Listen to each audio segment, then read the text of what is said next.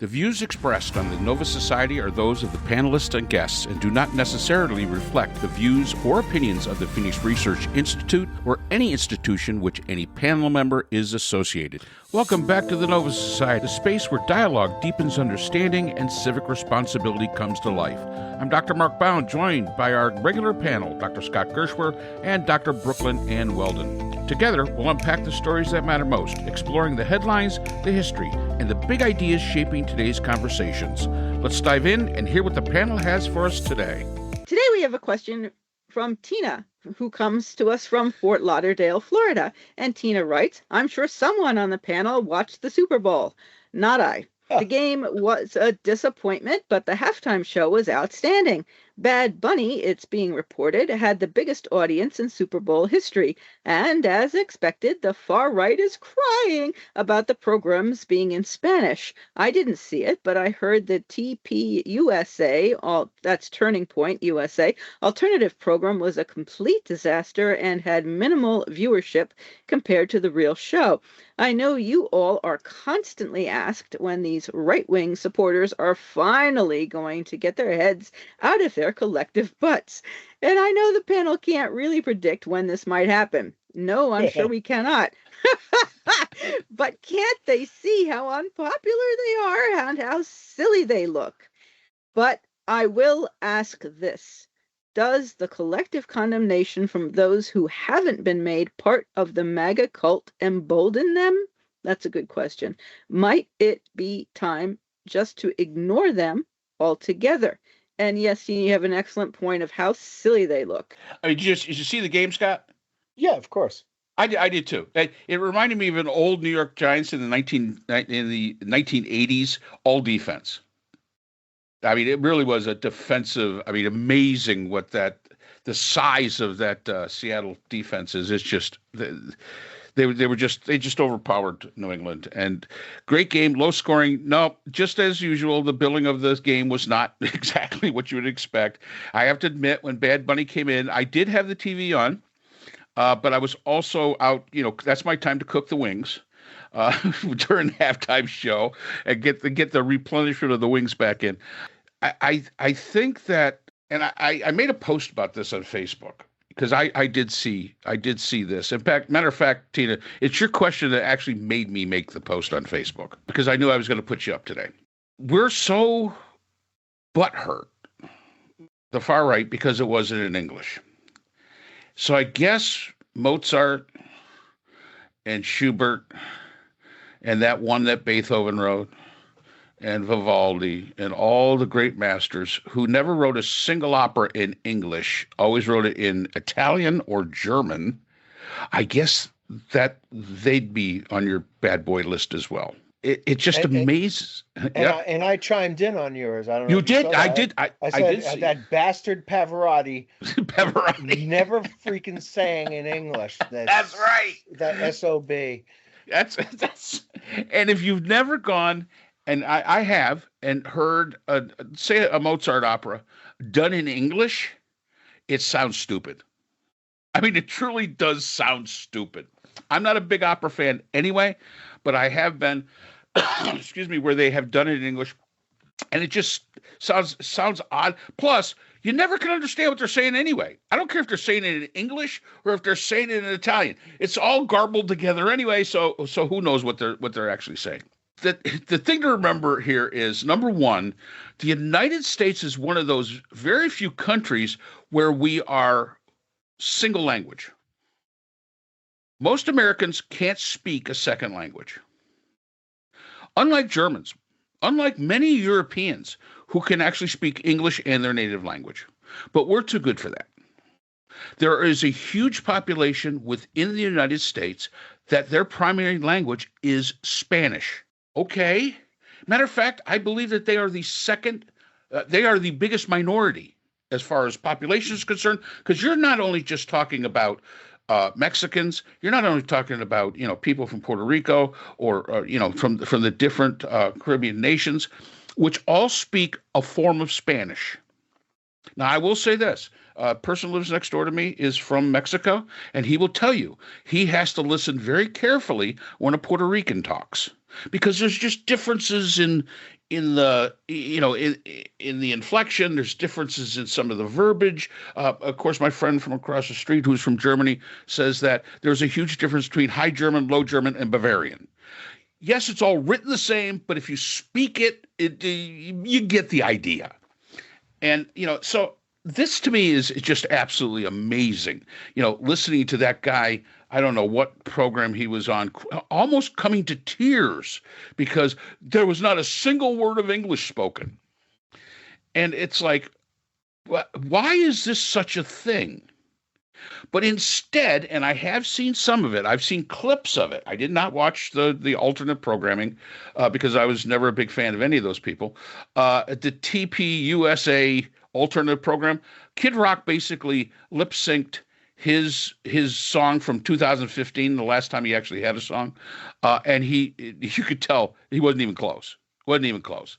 Then you got some country guy up there saying, well, my daughter, I want to be able to tell her that boys are boys and girls are girls. I mean, every dog whistle you could ask for was being given to these people.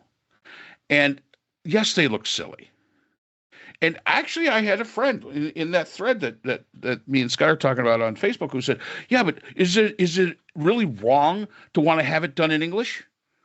I don't think it's wrong to want to have it done in English. I just don't see why it has to be. I mean, it just doesn't seem that important. I mean, I don't know how many times, and maybe Scott, you can relate to this as well. I have Amazon Plus Music because I have the Amazon, the Plus subscription, and they have this great thing, Amazon Music on, and it gives you the words. It shows you the words as it's going through. Do you know how many songs that I used to sing from back in the day I didn't get the damn lyrics right because I heard one thing and it was something totally different? I don't know. It seems just to be ridiculous. Now, to your question though, can accommodation does it embolden them? I don't think they're smart enough to realize it. To be perfectly honest with you, I really don't. I think they are in such an alternate universe. The universe that we maybe live in is so different and so foreign to them. They ignore its existence. We're like sort of like white noise to them. I don't think that they really pay attention. And is it time to ignore them altogether? It would be nice if we could, if some of the shit that they were doing wasn't so batshit crazy that you got to be vigilant. You got to be vigilant. It'd be great to ignore them. Now, can we ignore Fox News? Sure, why not? Can we ignore that guy that was crying because it was not one single word of English? Yeah, we can ignore them. But you got to pay attention. You really do. Scott. So Tina from Fort Lauderdale, Florida. Yay! Hey, Tina, you ever go to Geronimo's? Scott and I have spent some time down in Geronimo's in Fort Lauderdale. And Tina, just north of where you are, up in Daytona Beach, I don't know, was that probably a 2-hour drive? There's a congressman named Randy Fine. And Randy writes, today would be a great day to round up and deport illegals, especially those who like Bad Bunny's filth, all of them, no exceptions. And I want to start by talking about this, because I don't think that the people in MAGA know that Puerto Ricans are American citizens and that Bad Bunny is an American citizen. And I'm going to go to it. And now this guy, Randy Fine, clearly didn't watch he didn't see what I saw when I watched Bad Bunny. I didn't understand a word he said or sang. A lot of it kind of went over my head until I read about it later on and saw that those people weren't grass, they were sugarcane or something like that, or that was Lady Gaga there, which was interesting. And I didn't recognize Ricky Martin. I have to say he's aged a lot. Ouch! I didn't quite get that. I did see Pedro Pascal there. I thought the whole thing was great. It was wild. It was just took over they used the field. They had a big space and they used it, and he traveled this journey that he was on. And I thought it was brilliant. Again, not really. I'm not a fan of the music, and I didn't understand the lyrics, if there were even lyrics of whatever they were saying. But I thought that the message was a really, really positive message, and that one that we should really embrace. That, when we say America, here we tend to mean the United States of America, but America is obviously a lot bigger than that. And I think he went from the tip of South America all the way up to Canada to talk about this is all America. Um, and I thought it was really great. But this guy, Randy Fine, who does have somebody opposing him, should probably call out her name. I think it's Jenny Jenkins, was it? Let me make sure I get that because, yeah, Jennifer Jenkins just announced she's running against GOP incumbent Randy Fine in Florida 6. Yeah, I mean, anybody who has any extra cash lying around out there, encourage to get it to Ms. Jenkins because she's a sensible human being, probably, and this guy is an utter moron. And Randy Fine does not deserve to be in Congress any more than the other morons who don't deserve to be in Congress. And we need to vote people like this out and really go after them hard. I think it's really, really important that we don't try to deport Puerto Ricans from America because, first of all, they're Americans, and second, they're U.S. citizens, and third, this is all America. So I think that's basically what I had. The second part of the question was about using your platform to talk about politics. I think you have to. I don't think we're in a position right now in this country where anybody who has gets any kind of attention put on them should demur from using it to speak out against Trump and all the stuff that's going on in the country that we find disgusting. Yeah, Brooke, why don't you read that part of it because that's from Tom and Bolter. So that's what Scott's on.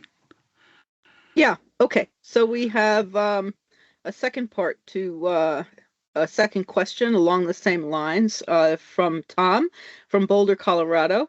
And Tom writes, Trump is criticizing our athletes at the Winter Olympics for speaking out about the social and political issues America faces today.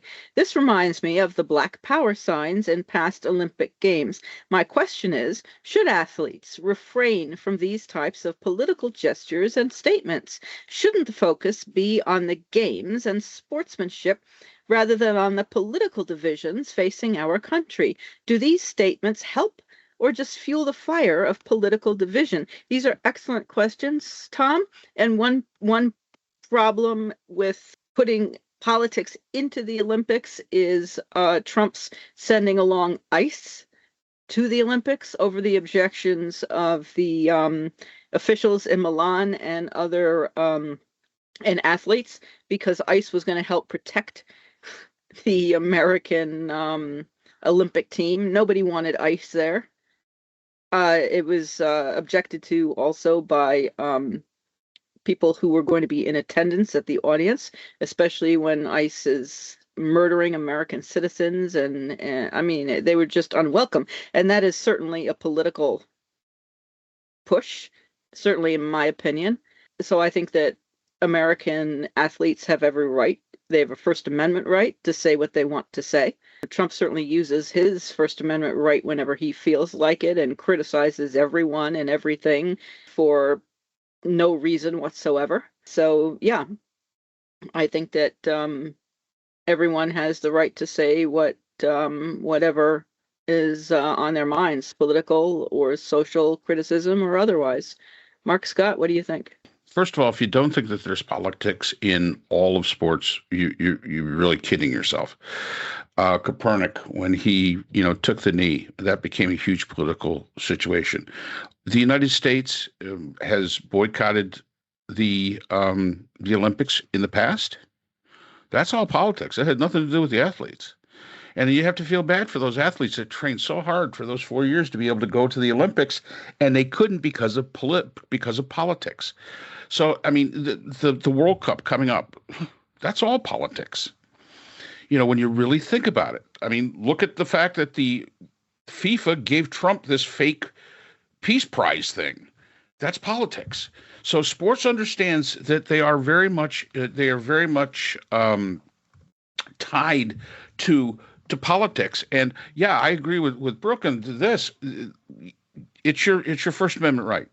And what they said wasn't really all that bad. What the one kid said was, it's a hard time today because we're so conflicted. And, he wasn't with what's going on in our country. When we look at the halftime show, uh, the people that did the national anthem and America the Beautiful were definitely anti-Trumpers. These are not Trump people. You don't think that they weren't put there for a reason? You don't think Bad Bunny wasn't put in there for a reason? Yes, he's one of the biggest stars, today in music. But I mean, come on. It all comes down to politics in some way or another. Let's remember, it was always politics back when the Olympics were first in ancient Greece. It was still all politics. The Aztecs and the Incas, they played a ball game. The losing team died. That's sort of the politics of the whole thing. I mean, you don't get much more political than that. So yeah, it's always been there. I just am so surprised at how big a snowflake we are because it was, Bad Bunny wasn't in English, and these athletes who we should be terribly proud of are out there competing for their country, and yeah, there's a price to pay for that, and the price to pay is to allow them to speak their mind.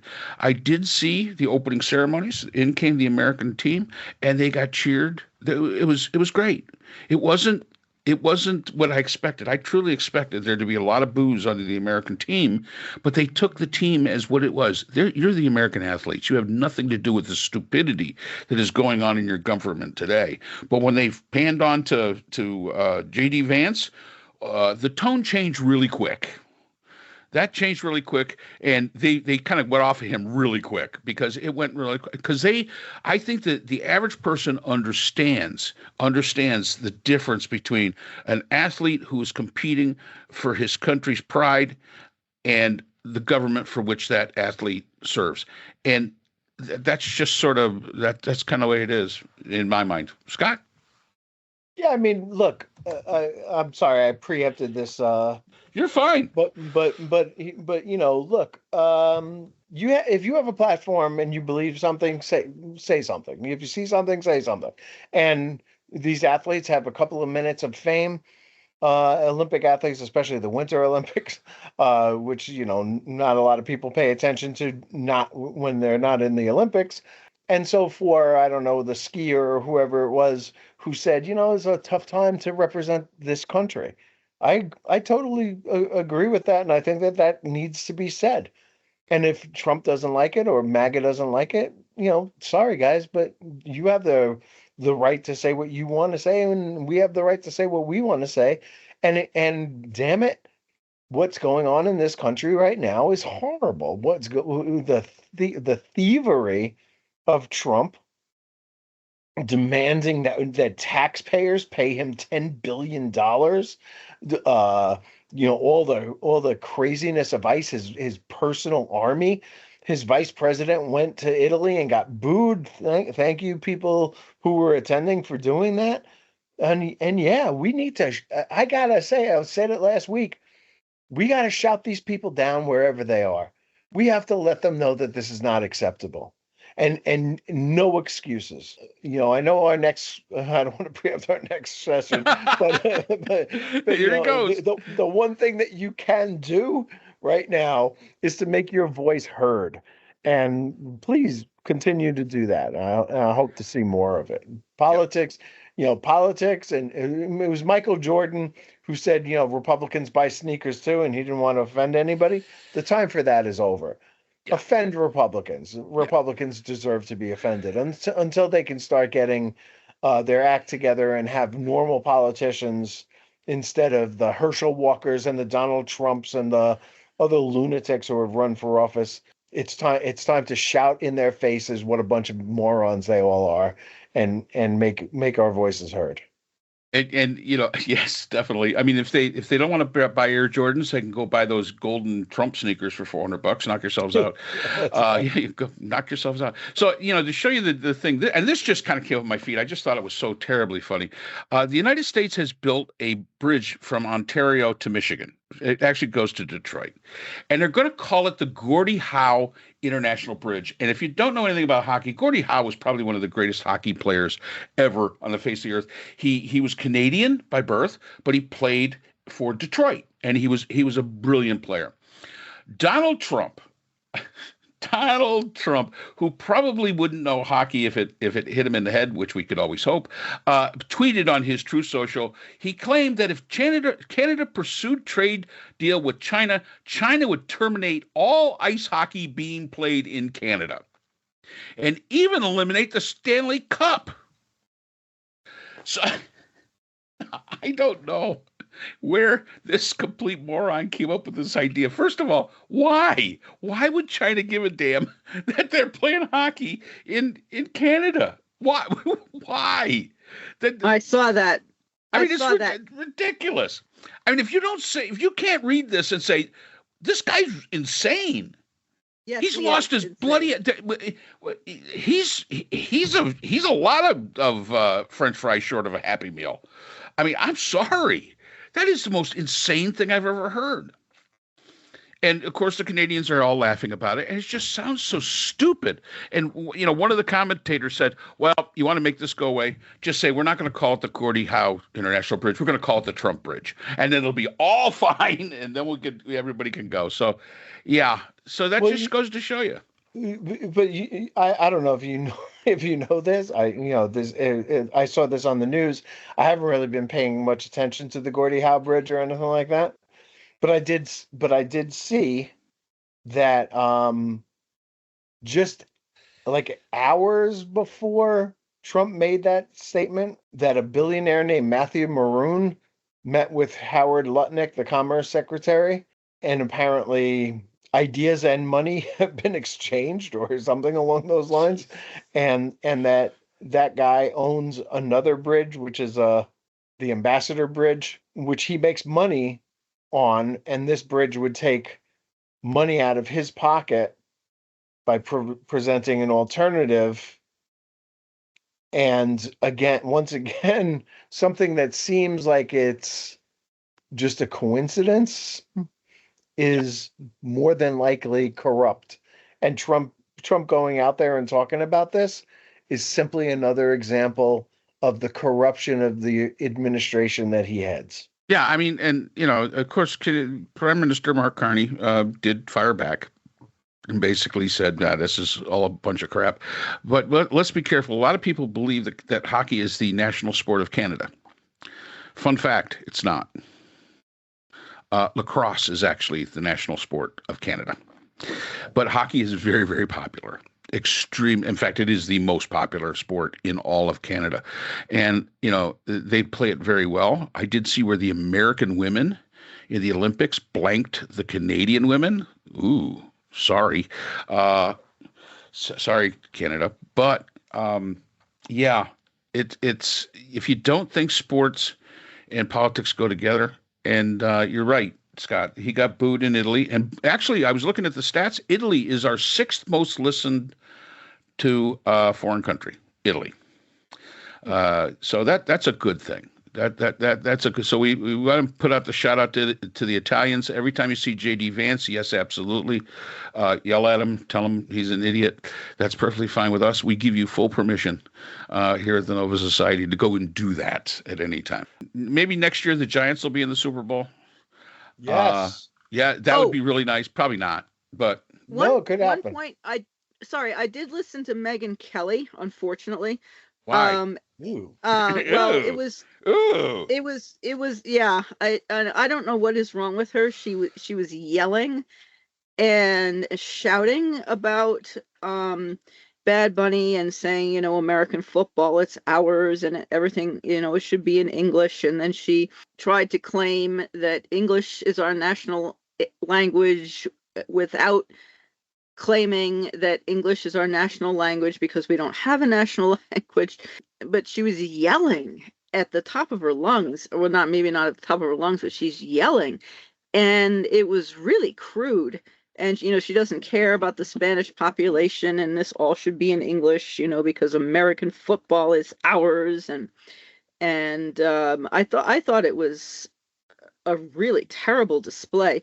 But the one, as I understand it, the Turning Point USA, they thought their show was so wonderful that they're going to have to do it again next year, and how great everything was, which, as I understand, it was not. And the only other point I know about Bad Bunny is that the name on the back of his jacket was, I think, Ocasio. And people apparently on the right got all excited about that because they thought he was supporting Alexandria Ocasio-Cortez without either that, or the name on the back of his jacket was Cortez. But of course, his last name in real life, I mean, that is his last name in real life. Yeah.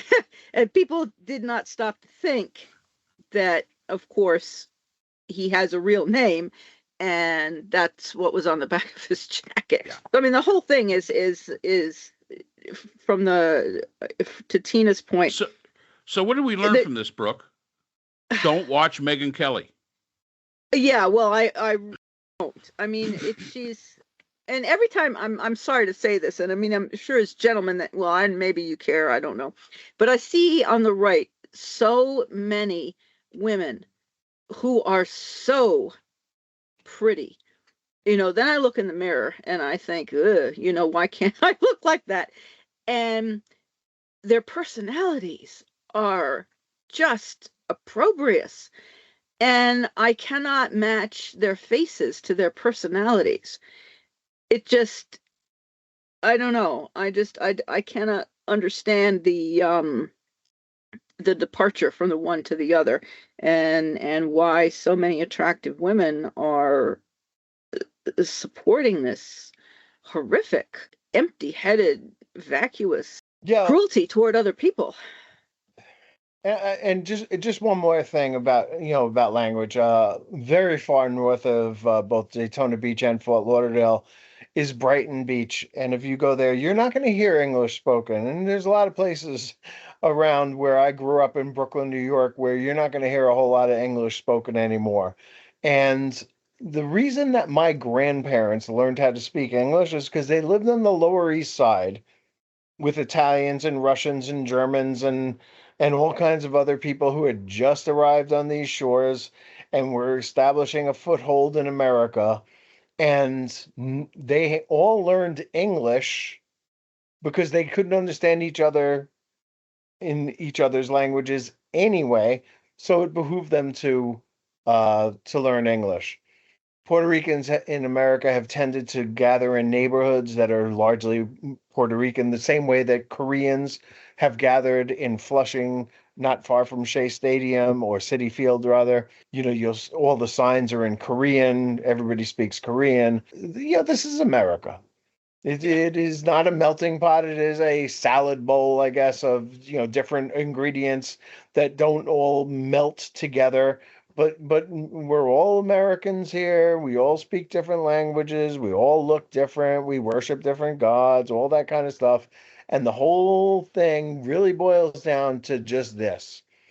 Can you obey the Constitution? Can you abide by the U.S. Constitution and live by the rules? And the people who are not doing that right now are the ones who are yelling the most about other people and immigrants and so on. And it is completely ignorant of them to think, Megyn Kelly said, I saw this segment, that English is, just saw the segment, I didn't see the whole thing, but she was talking to Piers Morgan, and she said, English is the official language of the United States of America. And he said, wait, no, yes, that's what I isn't. Thought. Yeah. He said, no, it's not. And she said, well, it should be, and we're working to make it so. Well, look, yeah. I looked at an ethnic map of the United States the other day. The entire middle part of this country is German. Yes. Mostly German Americans. And, the New York, where I'm from, was settled originally by the Dutch over there, but they were not as violent as the English, and that's why we speak English in America. And speak whatever language you want, as long it would be nice if everybody could speak English so we could talk to one another. But go home and speak whatever language you feel comfortable with, and understand that this is not, a single ethnicity, single nationality country. This is a multinational country, and the only thing that we all have to do to be good citizens here is obey and protect the U.S. Constitution. That's it. Yep. Yes. And I will say this: where I grew up in the North Side in upstate New York, I was one of the very few people that was not Eastern European.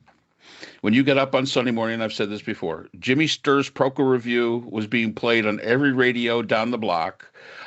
There was Russian spoken, there was Ukrainian spoken, there was Czechoslovakian, it was all Polish, it was all Eastern European, and everybody was cooking either a bratwurst or a kielbasa, and that's just the way it was. I mean, that truly is the way it was.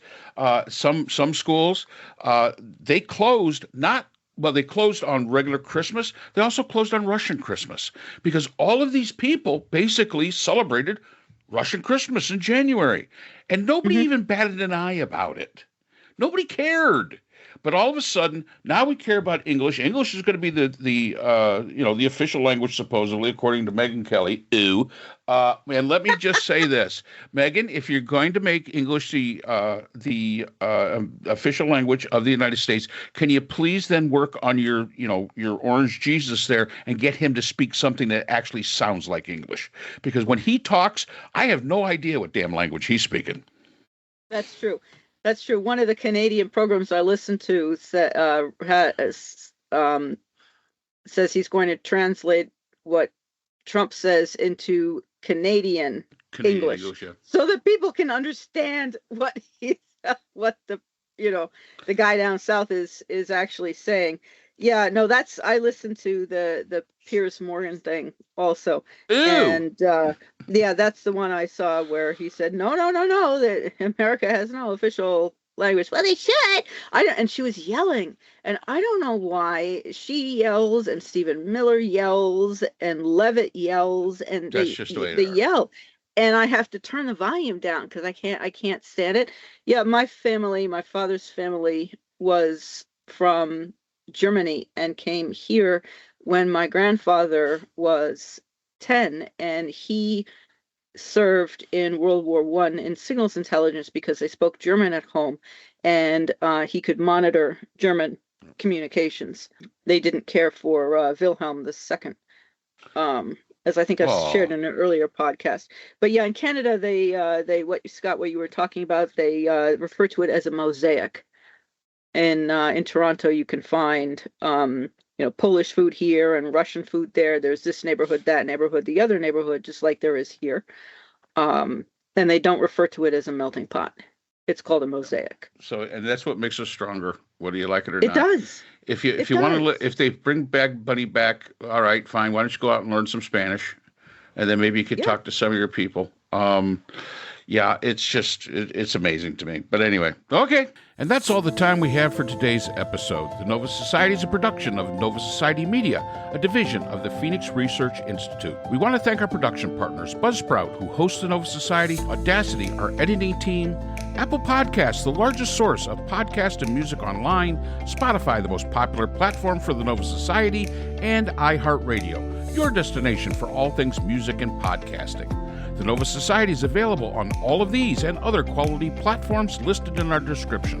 And most importantly, we want to thank you, our listeners. Without your support, the Nova Society could not be possible. If you haven't already, please consider subscribing on the platform of your choice. It's easy, it's free, and helps our channel grow. For questions or comments, you can reach us at nova.society.podcast@gmail.com. So on behalf of Dr. Brooklyn Ann Weldon, Dr. Scott Gershworth, and all of our production partners here at the Nova Society, I'm Dr. Mark Bound. Remember, the true power of society is knowledge. Thank you for listening, and we hope to see you again next time. Hi everyone, this is JJ, the co-founder of Good Pods. If you haven't heard of it yet, Good Pods is like Goodreads or Instagram, but for podcasts. It's new, it's social, it's different, and it's growing really fast. There are more than 2 million podcasts, and we know that it is impossible to figure out what to listen to. On Good Pods, you follow your friends and podcasters to see what they like. That is the #1 way to discover new shows and episodes. You can find Good Pods on the web or download the app. Happy listening!